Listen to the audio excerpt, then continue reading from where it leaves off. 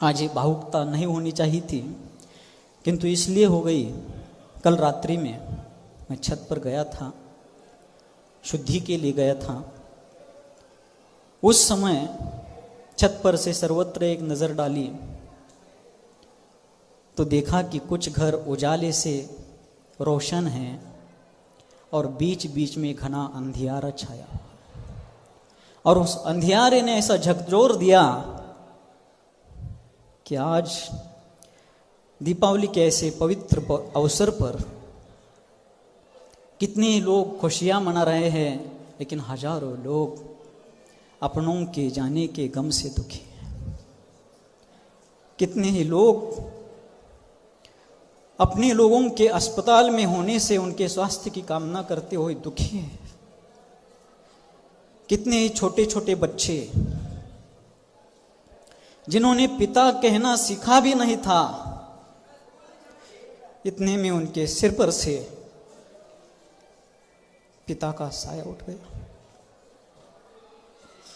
कितने छोटे छोटे बच्चे माँ का दूध एक बार पीना भी सौभाग्य जिनका प्राप्त नहीं हुआ था, उसके पहले जिनके माताओं का स्वर्गवास हो गया। कितने ही माँ बाप जिन्होंने अपने जीवन में अपनी एड़ियां घिसने तक, सिर के बाल जाने तक कष्ट करके अपने संतानों को पढ़ाया लिखाया बड़ा किया, लेकिन उन संतानों ने आज उनको अनाथ आश्रम में डाला है।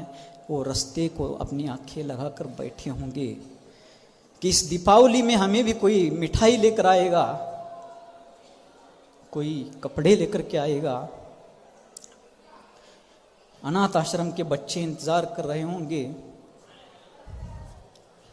कल के अंधेरे ने मन को इतना प्रभावित किया, इसके पहले भी मैं प्रभावित होता रहा, किंतु सार्वजनिक रूप से इन आँखों ने कभी बगावत नहीं की थी, जो आज इस 7 तारीख को इन आँखों ने बगावत कर दी और अपने बांधों को उन धाराओं ने तोड़ दिया।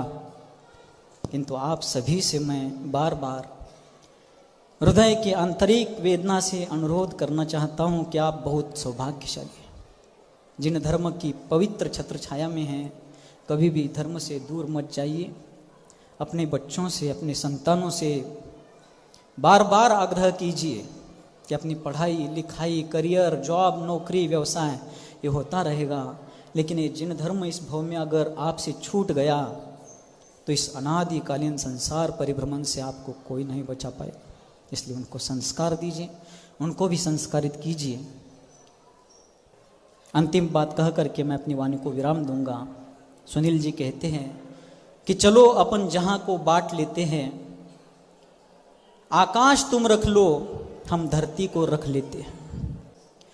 नदी को तुम रख लो, किनारे हम रख लेते हैं। सागर को तुम रख लो, मोती हम रख लेते हैं। सूरज को तुम रख लो, ज्योति को हम रख लेते हैं। चलो एक काम करते हैं कि सब कुछ तुम रख लो, तुम्हें हम रख लेते हैं। सब कुछ तुम रख लो, तुम्हें हम रख लेते हैं।